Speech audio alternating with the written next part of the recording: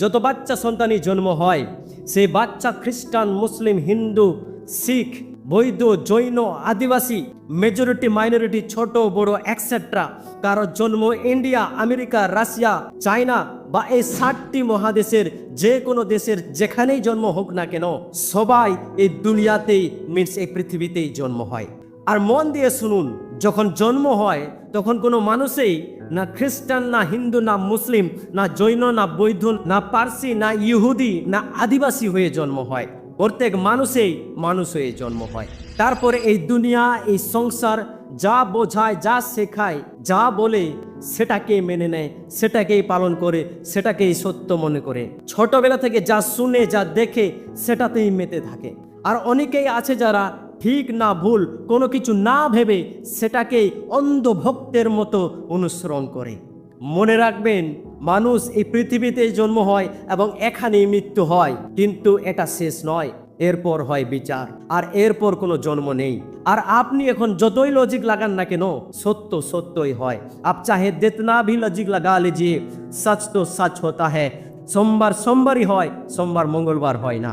আর এখন আসুন for more clarification বাইবেলের আমরা একটি পদকে দেখি।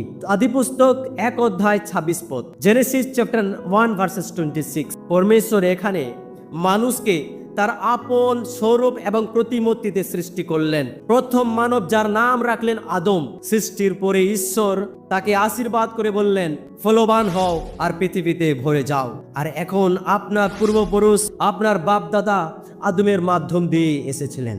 আপনি বিশ্বাস করুন কি না করুন, आप चाहे विश्वास करे या ना करे, इससे कोई फर्क नहीं पड़ता। আপনার পূর্বপুরুষ এবং আপনার বাপ দাদা এই আদমের মাধ্যম দিয়ে এসেছিলেন, কোনো বানর বা কোনো হনুমানের মাধ্যমে নয়। আর এখন প্রশ্ন হচ্ছে, নাও দ্য কোশ্চেন ইজ, ঈশ্বর কি কোনো ধর্মের সৃষ্টি করেছিলেন না মানুষের সৃষ্টি করেছিলেন? অবশ্যই মানুষের সৃষ্টি করেছিলেন। আর পরমেশ্বর পরমেশ্বরই হয়, পরমেশ্বর কোনো ধর্ম নয়, পরমেশ্বর কোনো ধর্ম নয়। এই জন্যই তো আমি কোনো ধর্মকে মানি না, ধর্মকে অনুসরণ করি না। এই জন্য তো আমি কোনো ধর্মকে মানি না আর অনুসরণও করি না। কিন্তু হ্যাঁ, আমি অনুসরণ করি পরমেশ্বর প্রভু খ্রিস্ট যিশুকে, কোনো ধর্মকে নয়, কোনো ধর্মকে নয়।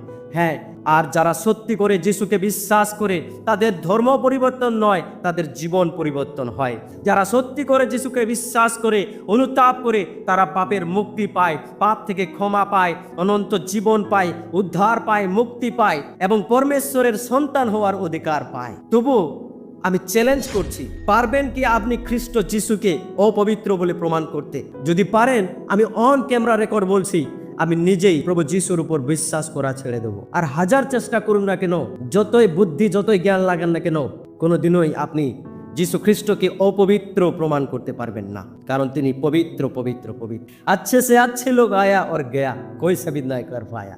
आप तो क्या चीज है भाई? आपका भलाई इसी में है कि आप यीशु पर विश्वास करें और अनंत जीवन का उद्धार को पाए। धन्यवाद। परमेश्वर আপনাদের সকলকে সহায়তা করুক, আশীর্বাদ করুক। God bless you. धन्यवाद।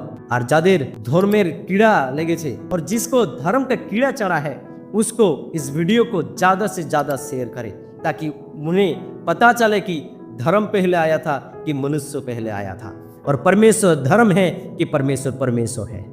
Thank you. God bless you.